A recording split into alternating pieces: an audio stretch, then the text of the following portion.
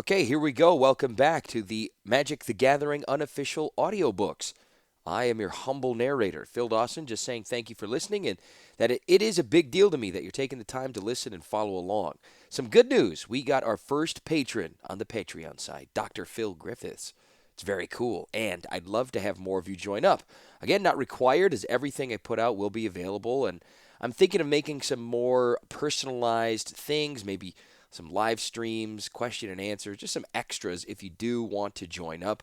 All you have to do is search my name, Phil Dawson, on patreon.com, and I'll pop up, take a look at what we got, and if it isn't for you, I'd love to hear feedback on what would make you want to join up, as it's a very motivating tool to me to keep me engaged and, getting you guys the chapters and the books. And I literally cannot wait till we hit the invasion cycle. It's my favorite set of books, but that's very far away, so I want to keep chugging along, and your support would go a long way into making that happen.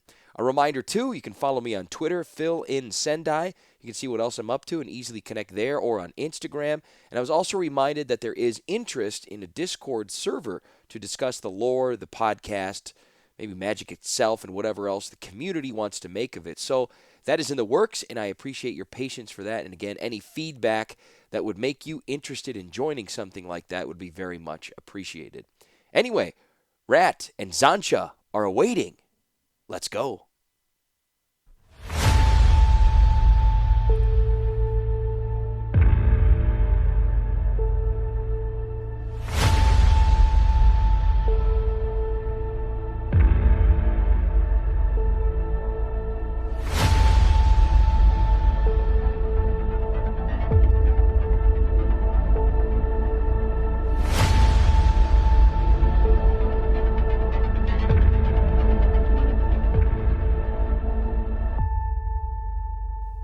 Chapter 6. They didn't talk much after that. Zancha let the fire burn down, and Rat made no attempt to revive it, choosing instead to pull his borrowed cloak tight around his shoulders. As little as he seemed to want to talk, Rat seemed reluctant to give his body the rest it needed. 3 times, Zancha watched him slump sideways only to jolt himself upright. Exhaustion won the 4th battle. His chin touched his chest, and his whole body curled forward. He'd find himself in a world of pain when he woke up. Zancha touched Rat's arm gently, and when that failed to rouse him, eased him to the ground, which was dry and no worse than wherever he might have slept last. He pulled his arms tight against his chest. Zancha tried to straighten them, but met resistance. His fists and jaw remained clenched, even in sleep. She'd thought that kind of tension was unique to Urza's madness, but perhaps Rat's conscience was equally guilt-racked. Whatever lies he told her and Azor, he'd been through hard times. His stained and aromatic clothes had once been sturdy garments, cut and sewn so carefully that their seams still held. Not slave's clothing. No more than his shoes were a slave's shoes. They were missing their buckles and had been shredded where the fetters rubbed against them. If Zancha were wiser in ways of mortal misfortune, she might have read Rat's true history in the moonlight. Zancha knew more about the unusual aspects of 100 out-of-the-way worlds than she knew about ordinary life anywhere. The 2.5 centuries she and Urza had spent in Dominaria was the most time she'd spent in any single place. And though she'd taught herself to read and traveled at every opportunity, all she really learned was the extent of her ignorance. Zancha's day hadn't been so exhausting as Rat's. She could have stayed awake all night and perhaps tomorrow night if there had been any need. But the night was calm, and although Rat's plight proved that there were slavers loose in Pincher, tonight they were in empty country, far from towns or villages. Zancha heard owls and other night birds. Earlier she heard a wild cat yowling, but nothing large, nothing to keep them from settling down near Rat's feet, one arm touching his chain so she'd know if he'd move unwisely during the night. Were their positions reversed, Zancha wouldn't have tried to escape. In her long experience, the unknown had never proven more hospitable than the known. She hadn't thought of escape in all the time that she was a newt among Phyrexians, although that, she supposed, had been different. A better comparison might have been her first encounter with Urza. After Gik's exoration, Zancha had hidden among the Fourth Sphere gremlins, but they'd eventually betrayed her to the Fane of Flesh. The teacher priests caught her and punished her and then sent her to the furnaces. Zancha worked beside metal-sheathed stokers. The hot, acrid air had burned her lungs. She staggered under the impossible burdens they piled on her back. It was no secret the remains of Gix's newts were to be used up as quickly as possible. But when Zancha's strength gave out, it was a burnished stoker who stumbled over her fallen body and plunged into a crucible of molten brass. The fire priests wouldn't have her after that, so the Fane sent Zancha to the arena, where Phyrexian warriors honed their skills against engines and artifacts made in Phyrexia or creatures imported from other worlds. She was assigned tasks no warrior would have dared: feeding the creatures, repairing damaged engines, and destroying those artifacts the warriors had merely damaged. Her death had been expected, even anticipated, but when the fearsome wyverns with their fiery eyes and razor claws went on a rampage that reduced 100 priests and warriors to oil-caked rubble, Zancha the Newt had survived without a scratch. Since she wouldn't die and they failed to kill her, the planner priests decided that Zancha had the makings of a dodger. Before he'd closed his eyes in sleep, the Ineffable had decreed that Phyrexia must be relentless in its exploration of other worlds, and in the exploration of whatever useful materials, methods, and artifacts that exploration uncovered. Exploration was the easy part. A complete Phyrexian, sheathed in metal and bathed in glistening oil, was thorough and precise. It was incapable of boredom, and when ordered to examine everything, it did exactly that, as accurate at the end as it had been in the beginning. But confronted with something they hadn't seen before, lesser Phyrexians often became confused, and through their rough bumbling, they frequently destroyed not only themselves, but whatever they'd been examining as well. It was an intolerable situation and necessitated an unpleasant solution. Whole colonies of gremlins were endured, even nurtured for their canniness and spontaneity, but no gremlin was cannier than the remnants of Gix's newts, the ones that refused to die. There were 20 of them summoned to the fountain, as identical as ever. They couldn't drink the glistening oil, so they were bathed in it while rows and ranks of complete Phyrexians watched in silence. A mobile planner priest described their new destiny. Go forth with the diggers and the bearers, gaze upon the creations of born minds, decipher their secrets so that they may be exploited safely for the glory and dominion of Phyrexia. There'd been more. Complete Phyrexians never suffered from fatigue during an endless oration. They had no tongues to turn thick or pasty from overuse, and, of course, they lacked imagination. Never mind that Urza ridiculed Zancha's imagination. She had more than the rest of Phyrexia rolled together. Standing beside the fountain slick with glistening oil, Zancha had imagined a wondrous future. Her future began on a world whose name she had never known. Perhaps the Searcher priests had known its name when they came to investigate it, but once they discovered something useful to Phyrexia, the name of the place where they found it was little importance to the team of diggers, bearers, and dodgers sent to exploit the discovery. Once the ambulator portals were configured, it didn't matter where the world truly lay.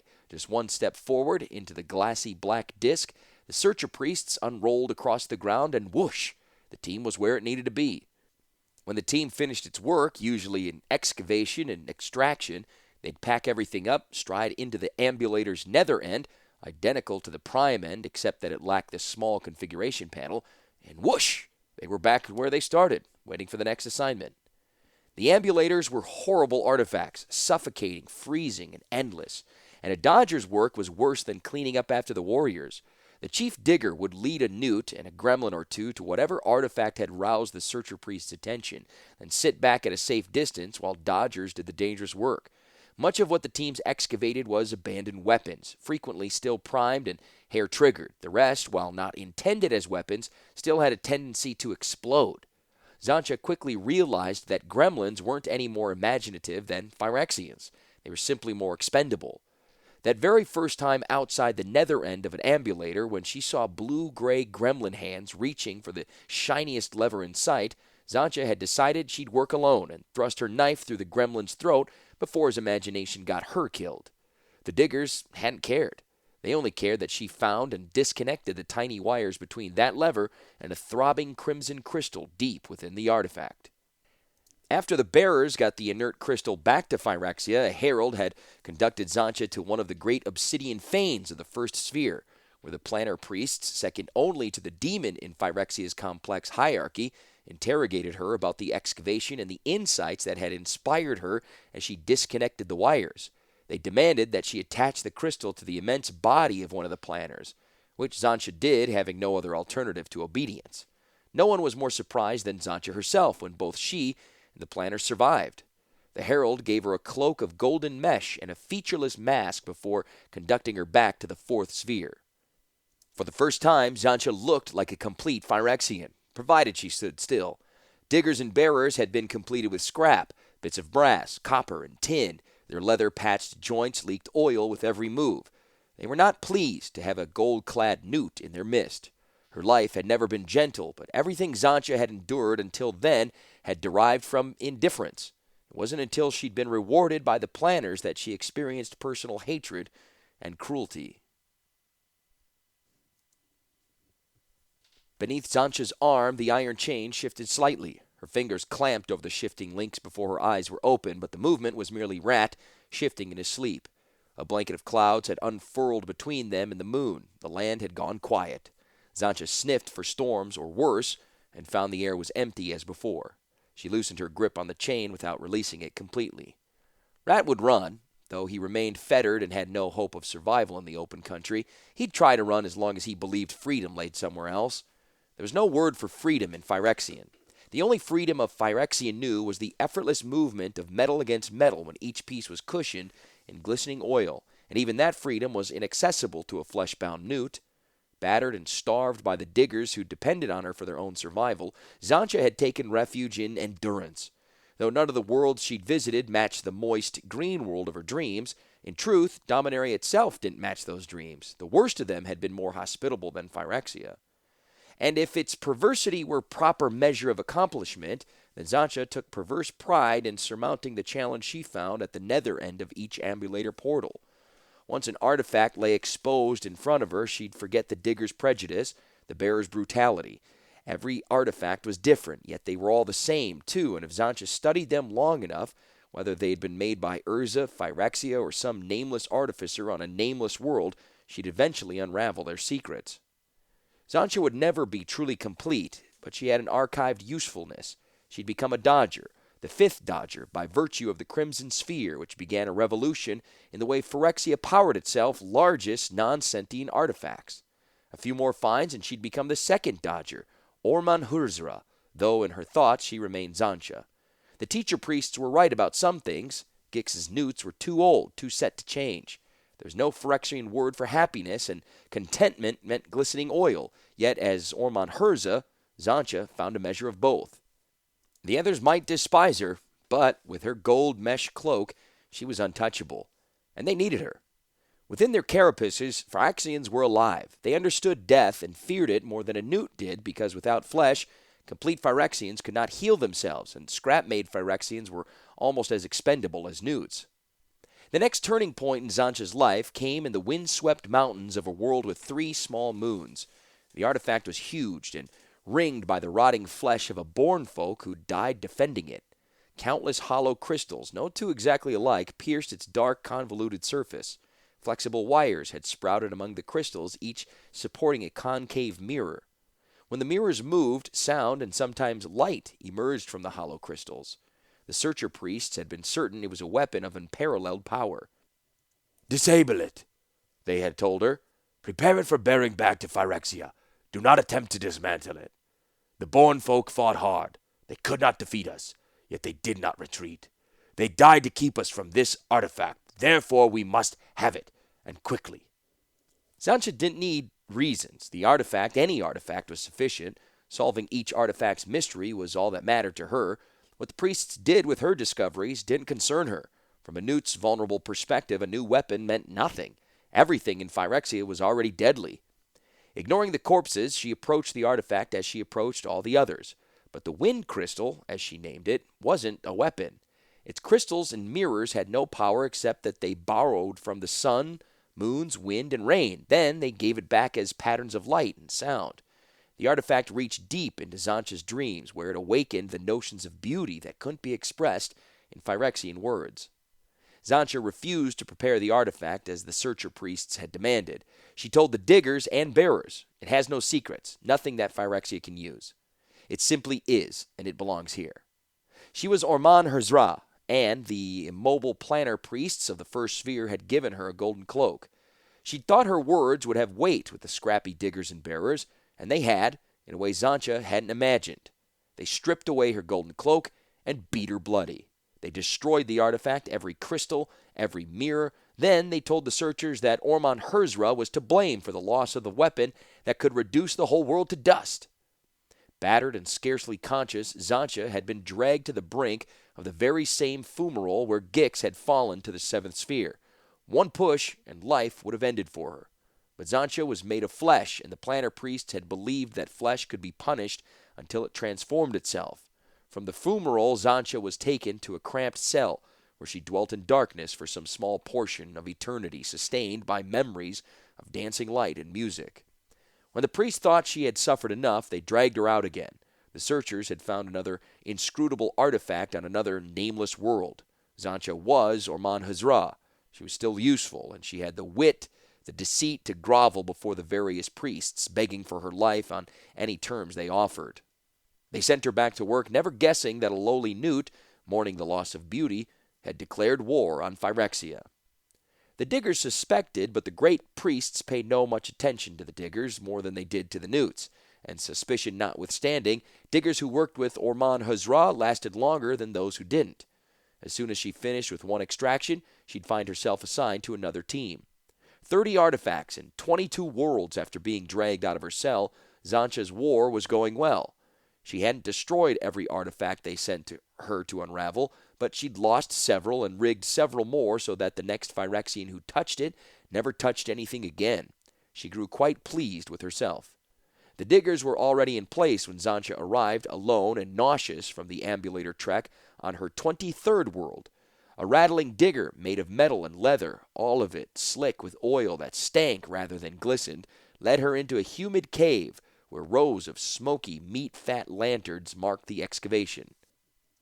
"They might be Phyrexian," the digger said as they approached the main trench.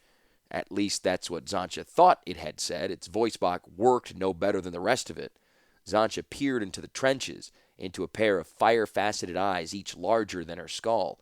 She sat on her ankles, slowly absorbing what the searchers had found this time. "They might be Phyrexian," the digger repeated. Whatever the artifact was, it wasn't Phyrexian, and neither were the ranks and rows of partially excavated specimens behind it. Phyrexians were useful. Tender priests completed newt flesh according to its place in the Ineffable's plan, and then they stopped. Function was everything. These artifacts had no apparent function. They seemed, at first and second glance, to be statues, metal reproductions of the crawling insects that, like rats and buzzards, flourished everywhere, including Phyrexia. And though Zancha had no liking for things that buzzed or stung, what she saw reminded her more of the long-destroyed wind crystal than the digger beside her. "I'm told to ask, what will you need Sicklerim for bearing?" Zancha shook her head. Mostly the searcher priests looked for sources of metal and oil because Phyrexia had none of its own.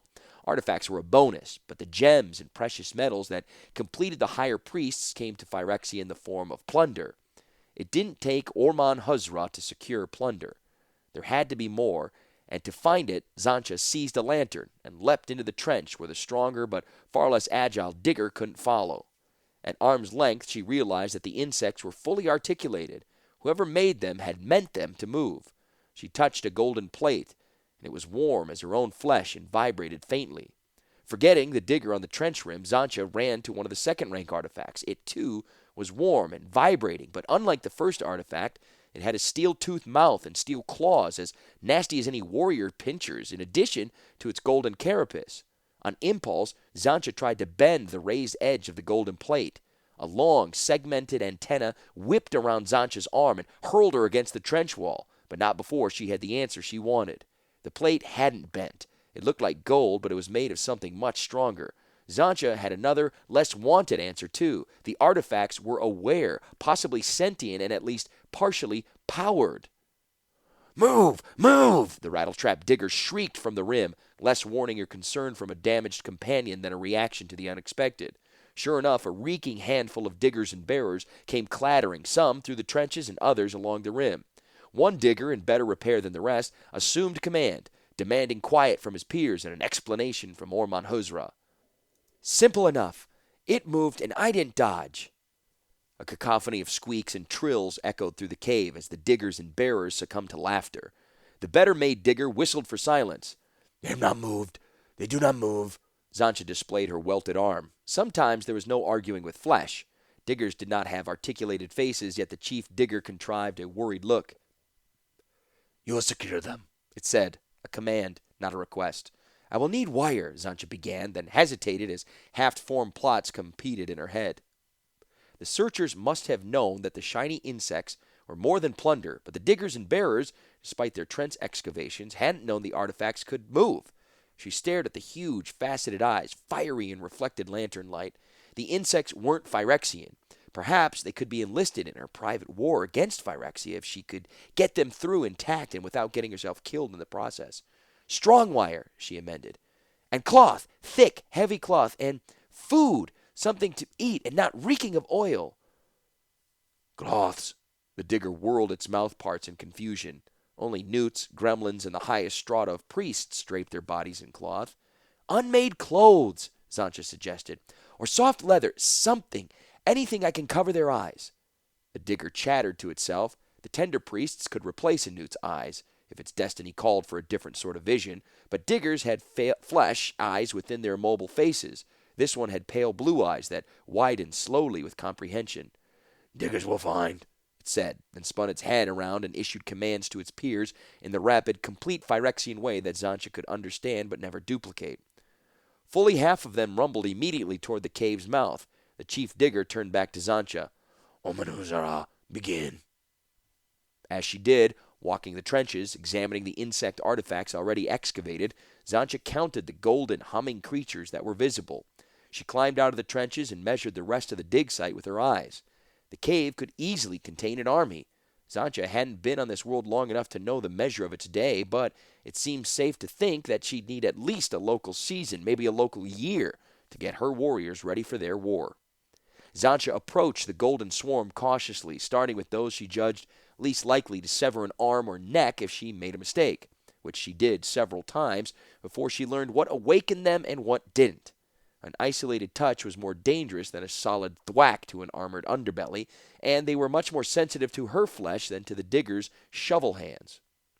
She foresaw problems inciting her army to fight back in Phyrexia and studied the artifacts by herself. Whenever rain drove all but a few diggers and bearers to the shelter beside the ambulator, rain, especially a cold, penetrating rain, was a poorly completed Phyrexian's greatest enemy. The bearers would retreat all the way to Phyrexia once a storm started. Zancha could have won her private war with just a few of the mud-swirling, gully-washing deluges that threatened the artifact cave as the world's seasons progressed. Cold rain and mud weren't Zancha's favorite conditions either. She commandeered pieces of a digger-scrounged cloth, which was, in fact, clothing for folk generally taller and broader than Zancha herself.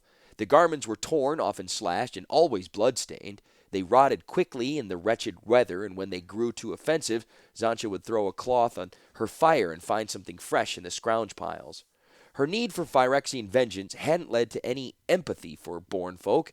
She successfully dismantled one of the smaller insect artifacts and learned enough of its secrets to feel confident that they would awaken as soon as they emerged from the Phyrexian prime end of the ambulator. After that, it was simply a matter of folding their legs and antennae, binding them with cloth and wire, and ordering the bearers to stack them in pyramid layers near the nether end for eventual transfer to Phyrexia. It never occurred to her that the bearers would act on their own to carry the artifacts with them when they next escaped the rain, and by the time she realized that they had, it was already too late. There was a searcher priest towering above the diggers and bearers. Omanuzara, The searcher priest called in that menacing tone only high-ranking Phyrexians could achieve. you were told to secure these artifacts for Phyrexia. You were warned that inefficiency would not be tolerated. You have failed in both regards. The artifacts you subverted were dismantled before they could cause any damage. The many-eyed searcher was between Zancha and the cave mouth. There'd be no getting past it, or getting through the massed diggers and bearers if she'd been tempted to run, which she wasn't. Zancha might dream of lush green worlds, but she was Phyrexian, and though she'd learned how to declare war against her own kind, she hadn't learned how to disobey. When the priest called her forward, she threw down her tools and climbed out of the trench. Diggers and bearers formed a ring around her, and the searcher priest. They chittered among themselves. This time, Ormon Herza had gone too far, would not survive the searcher priest's wrath. Dig! The searcher priest commanded, and she understood what they intended for her. Zancha dug. the damp ground until she scratched out a shallow hole as wide as her shoulders and as long as she was tall. There was nothing worse than a too short, too narrow prison. Her fingers were numb and bloodied, but she clawed the ground until the searcher priest grew impatient and ordered a digger to finish the job. When it was done, the hole tapered from shallow to waist deep along its length and was exactly the length and width Xantcha had laid out. She had been through this before, and with a sigh, jumped into the hole, her feet landing in the deeper end, ready to be buried alive. Not yet, the searcher priest said as a length of segmented wire unwound from its arm. Xantcha recognized it as the antenna from one of her insect warriors. She climbed out of a hole prepared for pain, prepared for death, because she was certain that the searcher priest had lied. Only a few of her warriors had gotten to Phyrexia, and undoubtedly all of them had fallen by now, but at least one had done damage before it fell. That was victory enough, as Xantcha's wrists were bound by a length of wire slung over a tree limb to keep her upright during the coming ordeal. It had to be enough, as the first lash stroke of the antenna cut through her ragged clothing, and the second cut deep into her flesh. The diggers and bearers counted the strokes. Lesser Phyrexians were very good at counting. Xantcha heard them count to 20. After that, everything was blurred. She thought she'd heard the cry of 40 and 50, but that might have been a dream. She hoped it was a dream. Then it seemed that there was a stroke that didn't land on her and wasn't counted by the diggers and bearers. That, too, might have been a dream, except there were no strokes after that, and no one pushing her into what would almost certainly have been her permanent grave. Instead, there was a bright light and a great noise. A storm, Xantcha thought slowly. Rain, driving the diggers, bearers, and even the searcher priest to shelter. Her wounds had begun to hurt. Drowning would be a better, easier way to die. Without the diggers and bearers to do the counting, there was no way to measure the time. She slumped beneath the tree limb, unable to stand or fall. In retrospect, it could have not been very long before she heard a voice speaking the language of her dreams, the language that had given her the words for beauty. Xantcha didn't notice that she didn't fall when her arms did and that the rain never fell. The voice filled her head with comforting sounds. Then a hand that was both warm and soft like her own touched her face and closed her eyes. When she awoke next, she was in a grave of pain and fire, but the voice was in her head telling her that fear was unnecessary, even harmful to her healing. She remembered her eyes and, opening them, looked upon a flaming specter with many colored eyes. Xantcha thought of Gix, and for the first time in her life, she fainted. The next time Xantcha awoke, the pain and fire were gone. She was weak but whole, and lying on softness such as she had not felt since leaving the vats. A man hovered beside her, staring into the distance. She had the strength for one word and chose it carefully. "Why?" His face, worried as he stared, turned grim when he looked down. "I thought the Phyrexians would kill you."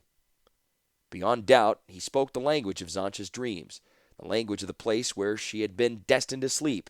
He knew the name of her place, too, and had correctly guessed that the Phyrexians meant to kill her, but he hadn't seemed to recognize that she was also Phyrexian. Waves of caution washed through Xantcha's weakened flesh. She fought to hide her shivering. A piece of cloth covered her. He pulled it back, revealing her naked flesh. His frown deepened. "I thought they'd capture you. I thought they would change you as they changed my brother, but I was too late. You bled. There's no metal or oil beneath your skin, but they already made you one of them. You remember who you were, child. Why did they take you? Did you belong to a prominent family? Where were you born?" She shook a deep breath. Honesty under the present circumstances seemed the best course, as it had been with Gix, for surely this man was a demon, and just as surely he was already at war with Phyrexia. "I was not born. I have no family. I was never a child.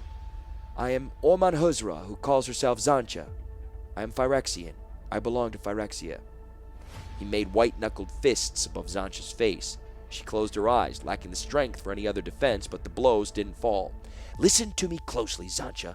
You belong to me now. After what was done to you, for whatever reason it was done, you have no cause for love or loyalty to Phyrexia. And if you're clever, you'll tell me everything you know, starting with how you and the others plan to get home." Xantcha was clever. Gix himself had conceded that. She was clever enough to realize that this yellow-haired man was both more and less than he seemed. She measured her words carefully. "There's a shelter at the bottom of the hill. Take me there. I will show you the way to Phyrexia."